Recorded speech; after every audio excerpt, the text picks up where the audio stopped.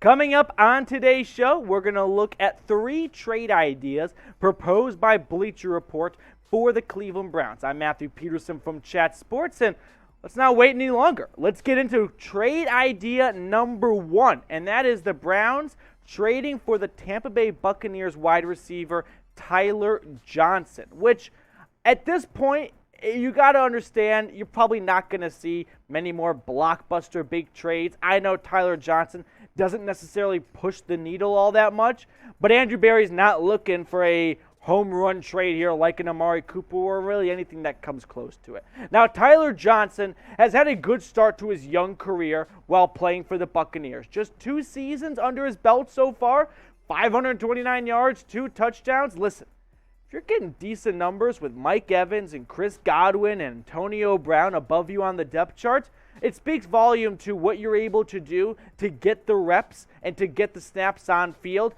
in order to get these targets and receptions. Now, I believe a lower level trade is the more realistic route for Andrew Berry. He gave up a lot to get Deshaun Watson. He doesn't have a first-round pick next year, which makes his second-round pick that much more valuable. So if you're looking for a DK Metcalf or Tyler Lockett-esque name trade, you're not going to find it here. I just don't see Andrew Berry kind of trying to pull that off and still hold on to a decent amount of resources for the 2023 draft. Now, it makes some sense for the Tampa Bay Buccaneers to maybe trade Tyler Johnson because when you look at their, just say 8 receivers, they've got some more unknown UDFAs, but look at this list. Like Mike Evans, Chris Godwin, Russell Gage, Julio Jones are likely all going to make this roster. Now, then you get some battling between Rashard Perriman and Scotty Miller and Tyler Johnson. Most teams take 6 receivers. One of those guys is cut. That's an intriguing name. That's probably a better name than most teams' 6th receiver on the roster. So you could see the Browns say, hey, to Tampa Bay, either we wait for you to release Johnson or Scotty Miller, or we throw you a 2024 7th-round pick and you get something for him before you probably end up releasing him. But let me ask this question to you guys. Do you want the Browns to trade for a receiver? Give me a simple T if you think for trade or P for pass. I want you to show up and show out down in the comment section because that's what makes the Browns Report so much more interactive than other YouTube channels. We're all about a 2-way dialogue. Trade idea number 2. We've seen it a million times, but Bleacher Report suggested D'Ernest Johnson goes to the Atlanta Falcons for what I would say is likely a 6th to 7th round draft pick. You're not going to get a lot for a running back. That's just the way it works. Trent Richardson. He's probably going to be the last running back that goes for a first-round pick. And every NFL GM learned from the Colts' mistake that trade right there. I think an interesting trade, maybe to model after, would be the Sony Michel trade because the Rams, when they lost Cam Akers last year, traded for the former first-round pick, gave up a 4th, and gave up a 6th. Michel probably did not work out to prove to be worth a 4th and a 6th round pick. Now, D'Ernest Johnson, he's had some great moments so far in his career, but they've just been individual moments. Are they big enough for a GM to part ways with a precious draft pick? I'm not all that sure. Sure, he has been awesome when he's had to step in for Nick Chubb or Kareem Hunt, like that Thursday night game against the Broncos, Week 10 against the Patriots, Week 18. It was just a waste of time right there. But still, he went off for 123 yards and a touchdown, all right? Now, here's the thing with D'Ernest Johnson, right? If it's for the right pick, I would trade him.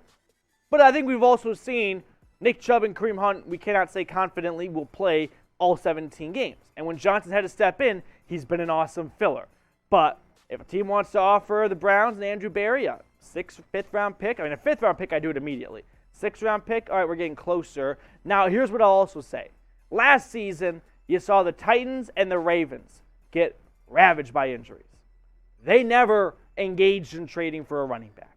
They prefer to keep their picks, go to free agency, shout out to Adrian Peterson, bring someone like that back, hold on to a pick, because the difference between a free agent running back and a team's 3rd-string running back is not worth giving up a draft pick. But ultimately, do you think the Browns are going to trade D'Ernest Johnson? When they gave him that $900,000 guaranteed money, to me that signaled that they're not going to cut him. So either they're trading him or they're going to keep him, and then I don't know what they do with Demetric Felton or try to jam 5, 6 running backs onto this roster. Now, before we get to the rest of the trade content in today's show, if you're looking for more free Browns content, right here on Rumble as well. Rumble.com/Browns Report.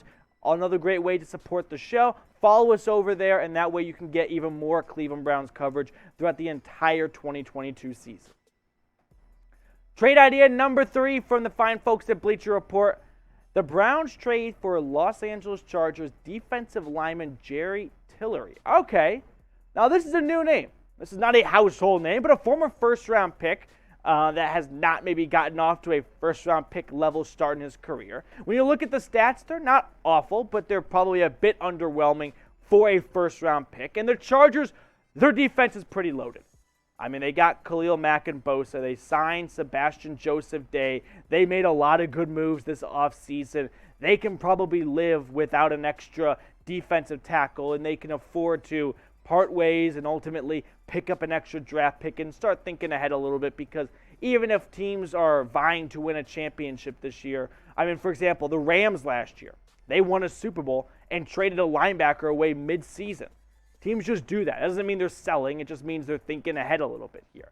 Now, I do believe Andrew Berry, when he's at Berea and he's at training camp, he'll be watching the defensive tackles the closest, because that is the biggest sore thumb of this roster of yet-to-be-proven talent. A lot of hope and optimism that these young guys can step up and live up to the expectations. But we haven't seen it done by Jordan Elliott or Tommy Togiai. Taven Bryan, the most veteran of the group, 2018 first-round pick for the Jags, a disappointing first-round pick, didn't come back after 4 seasons. Jacksonville ultimately parted ways. Perion Winfrey's going to be a fun player this year, but he's also a rookie.